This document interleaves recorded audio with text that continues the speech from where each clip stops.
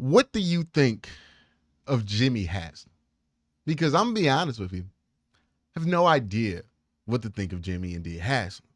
Now, like anything associated with the Browns, there are people willing to blame every problem that ever existed with the Cleveland Browns since they bought the team in 2012 on Jimmy and D Haslam. And there are people willing to blame every single bit of success that the Cleveland Browns have had on Jimmy Haslam.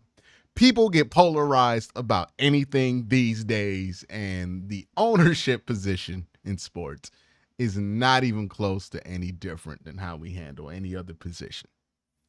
But is Jimmy Haslam a good owner? Was Jimmy Haslam a good owner before he got credit for being a good owner? And what even is a good owner? And does a good owner even exist? All these and more questions we're going to explore, but we're also going to thank our sponsor for today's video, DraftKings. A chill is in the air, leaves are falling to the ground, and football every weekend. That's what fall is all about. You can make each weekend even more exciting by getting into the action with my partners at DraftKings Sportsbook, the number one place to bet on touchdowns. And right now, all new customers who bet just $5 will get $200 in bonus bets instantly. Download the DraftKings Sportsbook app and sign up using my promo code WORSTTAKE. The crown is yours. That's $200 in bonus bets instantly. Stay in on all the action and use your $200 in bonus bets to bet on anytime touchdowns on DraftKings. DraftKings is the best place to bet touchdowns. If sports betting is not yet available in your state, don't worry. You can still join in on all the fun with DraftKings Daily Fantasy and have a shot to win cash prizes. Download the DraftKings Sportsbook app now. New customers use my promo code WORSTTAKE and bet just $5 on any wager and get $200 in bonus bets instantly. That's promo code WORSTTAKE only at DraftKings Sportsbook.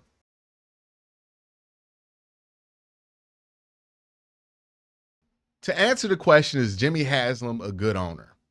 We have to ask this question first.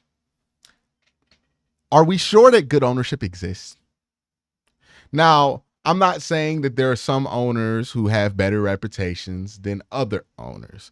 I'm not saying that there are some owners who have a better philosophy about football operations than other owners. And hell, I'm not even saying that there aren't owners who aren't more experienced about football than other owners, right?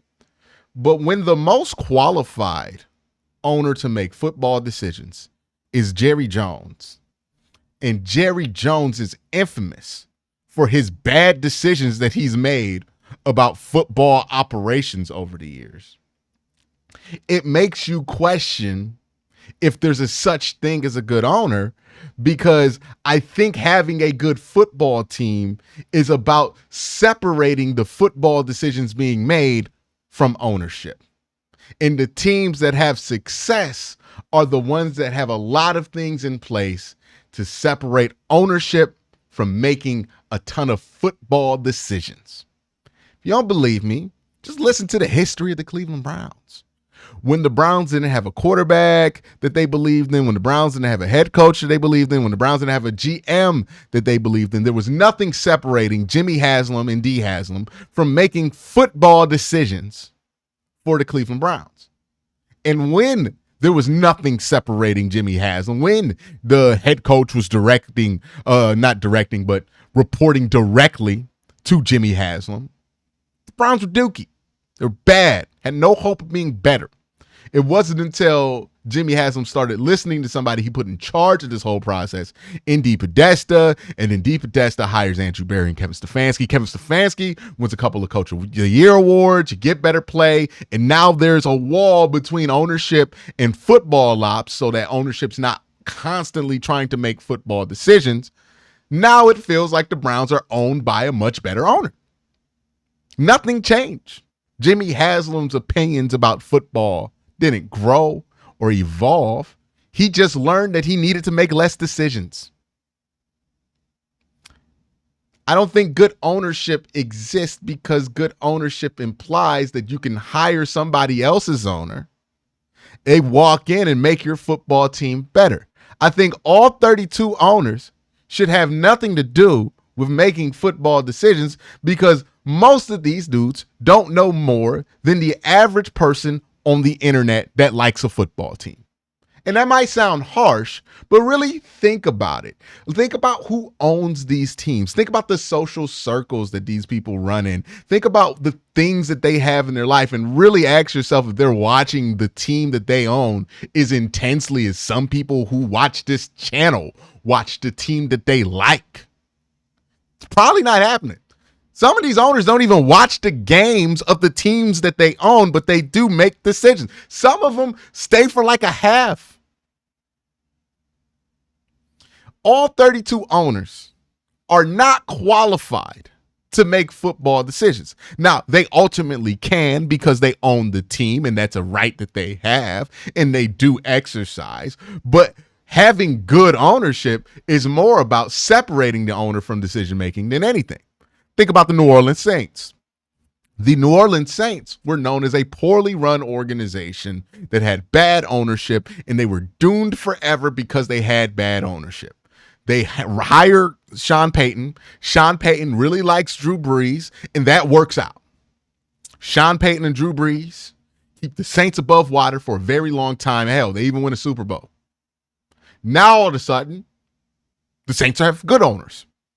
Now, the only thing that happened was that they hired Sean Payton. Sean Payton had success. And now Sean Payton makes football decisions for the New Orleans Saints, somebody who's qualified to make it instead of the New Orleans Saints ownership, because there's a wall separating them.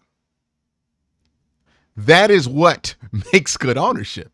It's not about somebody knowing what they're doing or being legitimately good at the job of being an owner. And really, here's how you know that the concept of being a good owner is not one that exists, because what is even the job description of a good owner? The answer is there is no job description of a good owner, because being a good owner is not a job. It's just a title of a thing that you own. You just own the team. There's no job description for Jimmy Haslam. There's no goals that he's judged against or for. And look, I get it. It's modern football and it's the internet, and people will defend or stand anything on the football field. And this extends to ownership. There are people who are Jimmy Haslam stans who get mad if I don't say good things about Jimmy Haslam. There are some people who are so anti-Jimmy Haslam that they will never believe that the team could be good when Jimmy Haslam owns the team, despite the fact that the Browns have won 11 games in the last 4 years twice. They'll just deny all of it because they hate Jimmy Haslam that much. And there are a lot of people who are in between who just don't care about if their owner is good or not. And that's where I'm at. I don't care if the Browns have a good or bad owner. I don't think ownership dictates whether your team is going to be good or bad. What dictates whether you're going to be good or bad is the stableness that you have as an organization. And while ownership has a say in that, the thing that has the most say in whether you have stableness in your organization is your win-loss record. The reason the Browns are more stable today than they were 8 years ago is simple. Kevin Stefanski came in 2020 and won games immediately. And then he won games in 2023. Kevin Stefanski's record is above 500. Same with Andrew Berry. The quality of the roster is good. So when we get people in there who are good at their jobs and they demonstrate that they're good at their jobs, they're going to keep their jobs no matter how crazy you think your owner is. If this were Dave Tepper, Andrew Berry and Kevin Stefanski would have kept their jobs. As much as we make a big deal about meddling owners ruining everything, it's not like these meddling owners are firing people who should have kept their job. There's only a handful of examples of people who got fired that probably shouldn't have, but there's like an uncountable amount of examples of guys who got fired by meddling owners who probably should have been fired by meddling owners, right? It's about if you hire the right guy and that guy gets to work and he does good stuff and you recognize it and you extend him. And I think all 32 owners are capable of doing that.